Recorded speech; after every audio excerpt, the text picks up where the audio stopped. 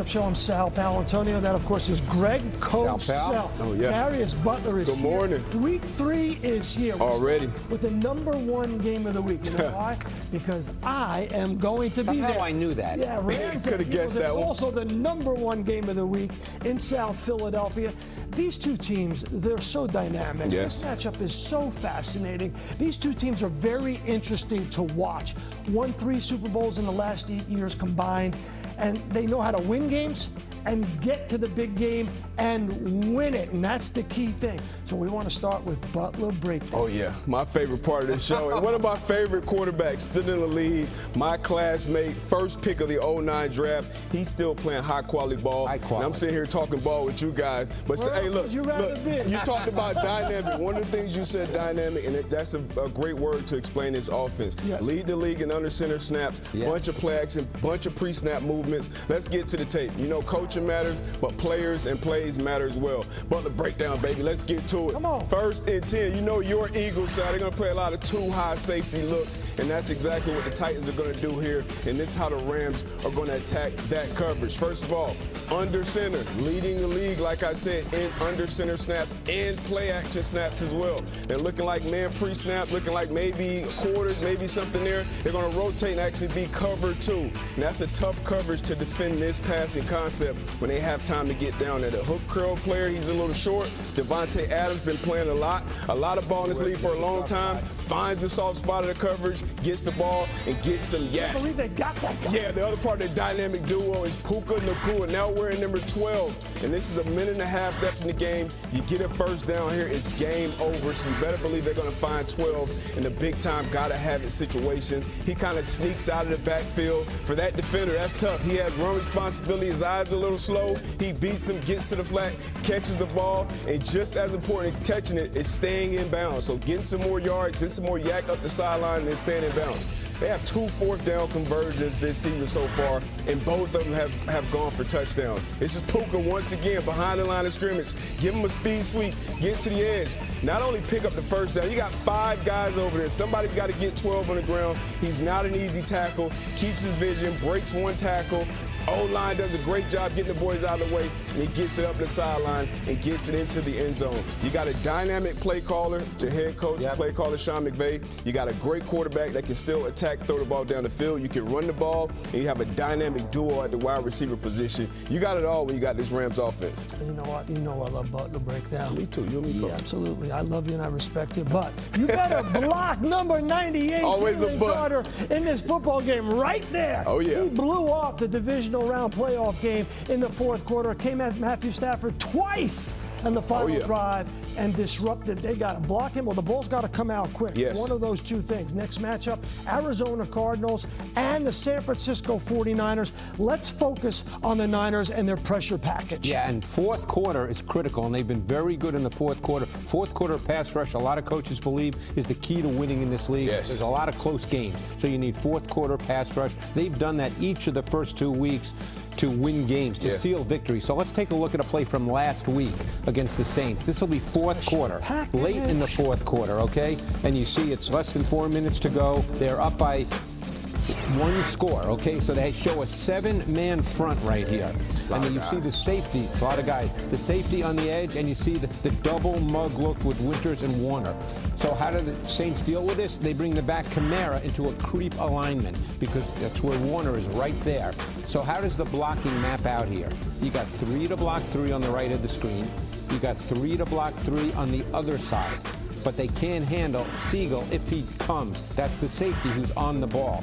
Now, here, what the Niners do, they're only going to rush their 4 down linemen. But this whole look, the 7-man front creates one-on-one for the rookie Mikael Williams, who's inside here, and of course Nick Bosa, one of the 2 or 3 best edge rushers in the league. So you get the one-on-ones. That's exactly what they wanted with that defensive front look. Even though they only rush 4, Sal, they get the matchups they want. And look at Williams. He is so strong. But they get the sack. 4th quarter pressure, a key in this league. Yeah, welcome back to the NFL Matchup Show, only on ESPN. Don't you forget that. I sure won't. Okay, our next matchup, Green Bay Packers and the Cleveland Browns.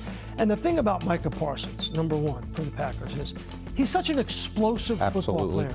But his positive energy not only changes the dynamic on the field, but as a teammate in the locker room, he raises the level of everybody's energy. His energy and confidence, for sure. He's pretty good.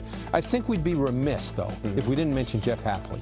Because the job he's done, and of course with Micah Parsons, a lot of things can change and be better. But the job he's done, two things really stand out. The way he changes the picture in coverage, pre-snap to post-snap. That's very confusing, even for veteran quarterbacks. And now with Micah Parsons, they can stunt. They're a high-percentage stunt team on third down. But let's start by looking at the coverage change, because that is something they do better than any team in the league through 2 games. Here you're in the high red zone. It's third down.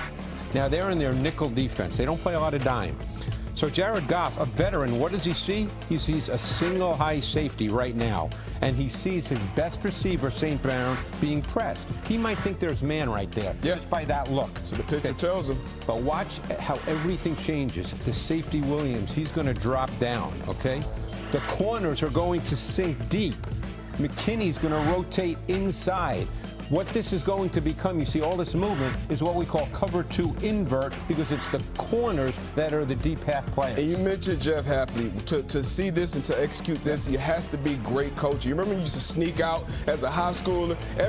When you tell that lie to your parents, everybody better be on the same page. So pre-snap, post-snap, his defense is on the same page. I love it. A lot to digest for Goff. He clearly doesn't see it. He thinks he has St. Brown clean. Doesn't have it. Now, the other thing we talked about, Sal, was the Micah Parsons element and the fact that this team stunts a lot on third down. So this is against the Washington Commanders, okay? You're going to see a 5-man front. So what does that do? 5-0 protection, 5 to block 5. There's Parsons on the right. There's Cooper right there. He's a big part of their pressure packages. So you get the 5 to block 5. They're going to run an inside stunt now. You see the 2 slant guys, and you see Cooper.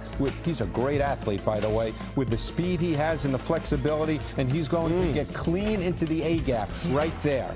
But now we get to the Parsons factor. Because what does this do, the 5-man front?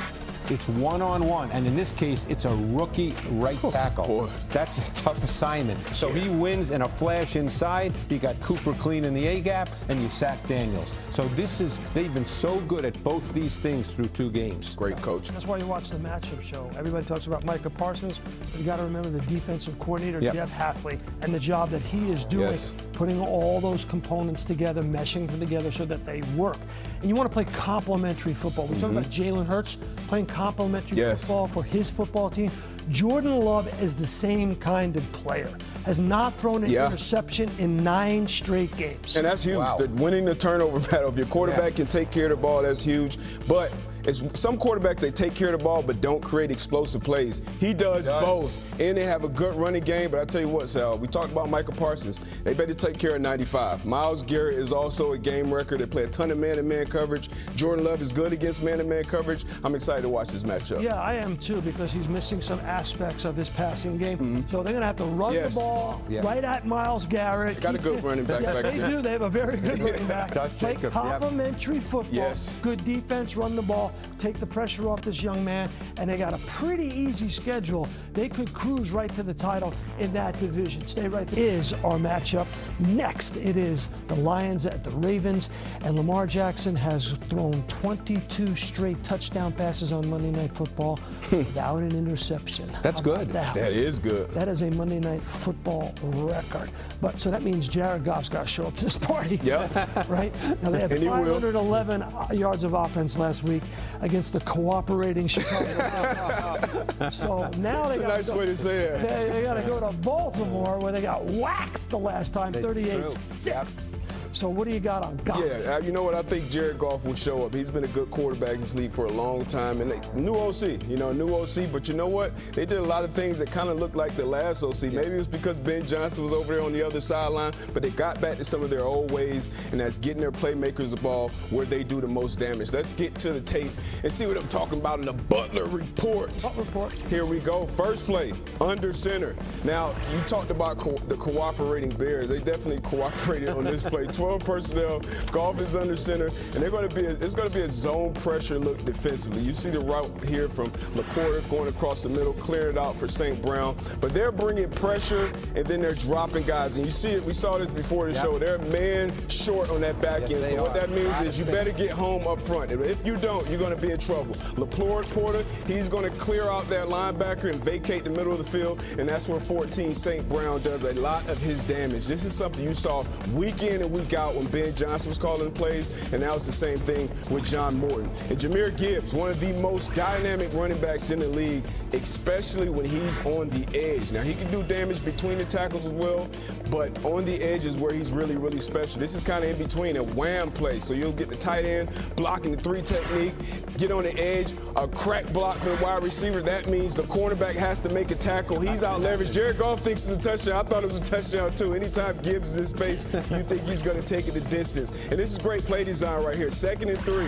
Sometimes you leave those great pass rushers unblocked, and you just design a play so good. You get that eye candy, everything going right.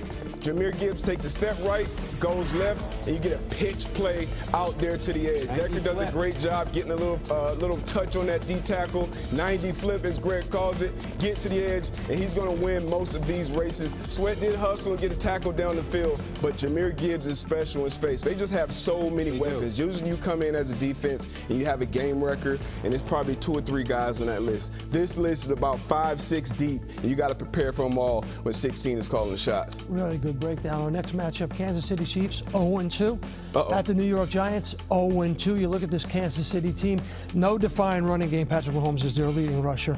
Patrick Mahomes is not finding the deep ball. Nope. And he's ranked 26th in the league on the money down.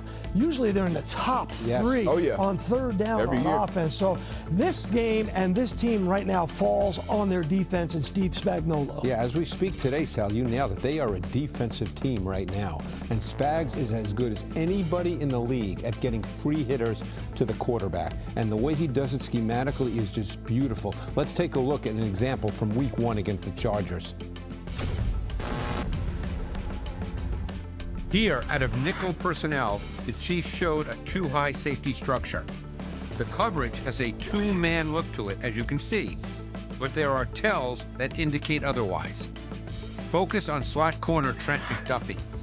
Notice that he was capped by safety Brian Cook. That's an alert that McDuffie would be blitzing. And McDuffie and linebacker Nick Bolton would then walk up to the line of scrimmage. It would be cover 0. Let's map it out. The Chiefs were now in a 6-man front. The Chargers had to account for it. The center, left guard, and left tackle would be responsible for Jerry Tillery, Charles Omenihu, and Bolton. On the other side, the right guard and right tackle would block Chris Jones and George Karlaftis, with the back crossing the formation to account for McDuffie off the slot.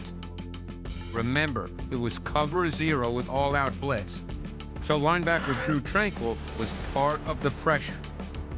There would be no blocker to account for him, and Justin Herbert did not recognize it.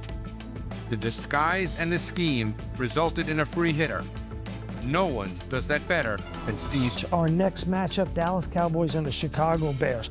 Now, Dak Prescott, there he is, in 2 games, has been lights out on the money down. Completing 75% of his passes, averaging over 10 yards per pass. Yeah, he's playing some very, very good ball in kind of that top 3 to 4 quarterback range, in my opinion. Brian Schottenheimer, his play caller, new head coach, one of my guys, Shotty. They're playing some good ball and close to beating your Eagles, too, going to their money man who dropped a bunch of balls that game. Now, but he's balling now, baby. Let's get to the tape and see 4 to 88 and maybe some other guys on the money down. Now, look, when they get 3rd down, 23 of 25 snaps so far has been called pass plays. This is 3rd and 1. CeeDee Lamb with the reduced split to Dak Prescott's right. He's under center. Now watch this split. Down there, when you have that cut split as a cornerback, you want to maintain that outside leverage. But when your hips are open, it's tough to do, especially against a savvy wide receiver and quarterback like these guys. So 40-88, it's a lot of money between those two guys. So you better believe he's going to be looking for his guy. Now here you got 11 personnel. He's in the gun. Dak Prescott's the money in the down. Gun. Absolutely, money down. The money guys, a bunch of money out here. I'm sitting next to Sal. But anyway, cut split. Now he's going to end up being in the slot after the motion, but he's going to have one-on-one coverage once again with a cornerback outside leverage. So you saw on the last play, he gave him a stem inside, broke outside, and now he's just running away from his leverage. But I want you to watch Dak Prescott from the pocket, because when you have a zone eyes defender, you have to be patient and wait for your wide receiver. You use his eyes, you anticipate the throw, and you hit him on time and on target, which you have to do, especially on the money down. Now we have the money down in the red area. Empty. 0-1 personnel, 4 wide receivers, 1 tight end. Dak Prescott likes what he sees. He goes to an alert. And Kevontae Turpin, he came into this league as a big-time return guy. They're using him more and more on offense. So right here, you got a skinny pull post. It's going to be in traffic, and you really have to be on time and on target down in the red area. And Dak Prescott has been playing lights out. Now, I will be interested to see how much more they mix in the run game, especially on third down. But right now, the Chicago Bears, top of the league in man-to-man coverage. So I expect him to take advantage of those matchups, and maybe if you get George Pickens a little more involved this week. Very good. Our next matchup, Denver Broncos and the Los Angeles Chargers, 2-0. I like the way you flipped the script in that segment at the big board where we looked at Jeff Hafley, right? So all the talk is about Justin Herbert, just like Micah Parsons in Green Bay. But you gotta talk about this Chargers defense and the way they are buttoned up stem to stern. And you know, watch tape, and the rock of this defense is actually the linebacker, Diane Henley. Derwin James, a great player. Yes. Max out now for 4 weeks.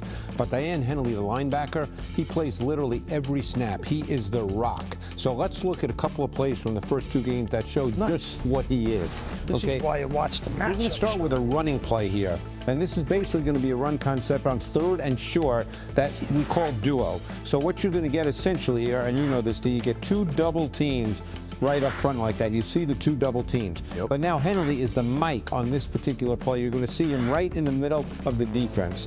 And what you're going to see here, one of these linemen is responsible for getting up and climbing to get him, but he triggers so fast that no one can touch him. He sees it, he triggers, and he makes the tackle in the backfield. Just like his days actually as a wide receiver. That's how he started. Wide receiver? Yep. Here's 4th down. You're going to see Henley on the ball. Now, he's being deployed here as a spy on Geno Smith. Now, when you're a spy, one of the things is you see the clock. He's got the same internal clock as the quarterback. So when it gets close to 3 seconds, he goes. Because he knows the quarterback is either going to throw it or leave the pocket. And he just runs him down. So now let's go to week 1. Same deal, 3rd down in the red zone. This is against Patrick Mahomes. Henley is again on the ball. And again, he's deployed as a spy, obviously, versus Mahomes. Now, Mahomes is going to see a lane open up here. And Sal, how many times have we seen Mahomes do this and score a touchdown? He sees the lane, he scores, but not against Henley. Henley just runs him down. So I've been watching this defense. I watched it last year where he played over 90% of the snaps. This year he's played every snap. He's really the foundation of this defense. Greg, I don't know nothing from nothing, but those 3 clips that you just showed, that guy wasn't blocked once. I mean, they got to start blocking this guy. Memo to offensive coordinators and offensive line coaches, you got to block 0 when you're playing the Chargers. Now, let's flip the script to Justin Herbert. According to Next Gen Stats, the Broncos blitz and play man coverage behind it more than any other team in the National Football League. What does that mean for Justin Herbert? I mean, you got to block them up. You got to figure it out. I called their game last week against the Colts, and they blitzed them, like three-quarters of the time. And Daniel Jones did a great job of handling it, but Greg Roman is doing a great job this year of switching it up. Typically, he's been a run-first type of offensive coordinator. It's been pass-first. They're leaning on Justin Herbert and his physical abilities. The guys on the outside are making plays. So when you do blitz, you're going to put some pressure on those back-end guys. Those are good players, but I expect them to test them early and often on offense. I love covering Chargers games and going out to the field early and just watching Justin Herbert warm up because he has a different kind of arm talent, as they like to say. The ball comes out so quickly, the velocity and trajectory is so perfect, and he's on time and on target all the time. Dan Fouts, John Hadel, Love those it. Chargers quarterbacks. Well, check this out. Justin Herbert is the first quarterback in Chargers history with 70% completion rate, 2 touchdowns, and no interceptions in each of the first 2 games for the Chargers. That is Air Coryell 2.0 There you go. for Justin Herbert. Thanks for watching the NFL Matchup Show. We like it. And Butker on for the extra point. The kick is good. And the Chiefs will take a 21-7 lead.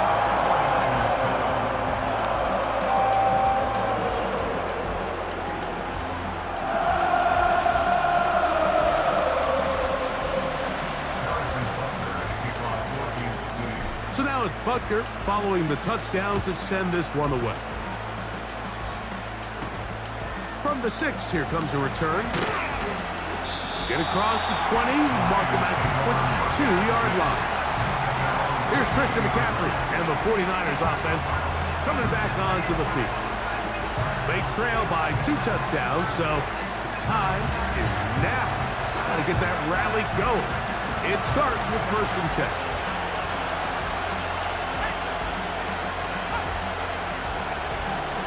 Out of the gun, it's Purdy. He'll find his tight end, Kittle, on the right side. They'll work now on 2nd and 4. From the gun, it's Purdy. This one intercepted. Picked off by Brian Cook.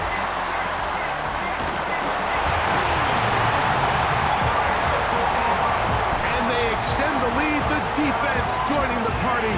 A pick 6 for a touchdown. Greg, they are extending this lead out. Yeah, now you've just seen both sides just make their impact felt here in the first half. The offense has done their part, and now it's the defense that is able to capitalize on the turnover and take it all the way back for the pick 6.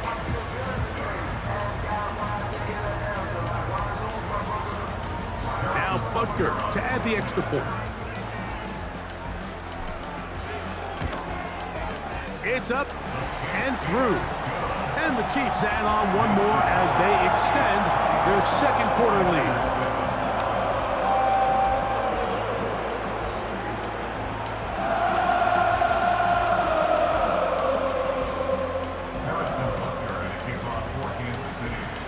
So now it's Butker following the touchdown to send this one away. This one taken at the 7. He'll get across the 20, mark him down at the 23-yard line. The 49ers offense getting those helmets back on, ready to head out for their next possession. They'll try to get this a bit more respectable before the break. It has not been their half to this point. Let's see what they do on this drive. 1st down now. Out of the gun, here's Purdy. That's to his tight end, Kittle. And they will bring him down on the other side of midfield.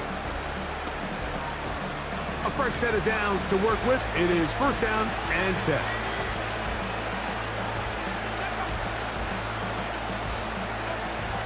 Throwing is Purdy. No one open. He'll drop it to his running back. And good yardage there after the catch. They'll wind up with a gain of 7 on 1st down. Here's 2nd and 3 to go. They'll motion the tight end, Thomas. Off the play fake. Here's Purdy. Our throw here, right side, falls incomplete. The biggest issue and why they find themselves trailing in this game, Mike, has really just been the ups and downs of this passing game. And sometimes he's highly accurate and efficient, but at others, he just misses too many easy throws. Question is, are they going to be able to overcome this quarterback inconsistency and pull this game out? And he's going to have the 1st down as he gets out of bounds, and he stopped the clock as well. Certainly not the biggest play of the day, but a good example of picking up positive yardage, staying ahead of the chains by a well-timed ball and a well-timed route. Throwing again is Purdy. And as he threw it, the pass is incomplete. Up until that incomplete completion. They've done a really nice job on this drive, Mike, picking up fresh sets of downs. And typically, throwing the ball on first down is a great way to do it. It's actually the easiest down in football to operate in. But now they find themselves in 2nd and 10. Do you keep it in the air and try to get the first down here? Or is the idea to just make 3rd down manageable and take your chances picking up a key 3rd down? There's a lot of ways to get the ball in the hands of your running backs, and it's not always by just handing it to them. In this case, it's a simple check down, picks up a good gain, brings up 3rd down. 3rd and short. Purdy able to complete it to Ayuk. And he will have the first down. The drive will continue.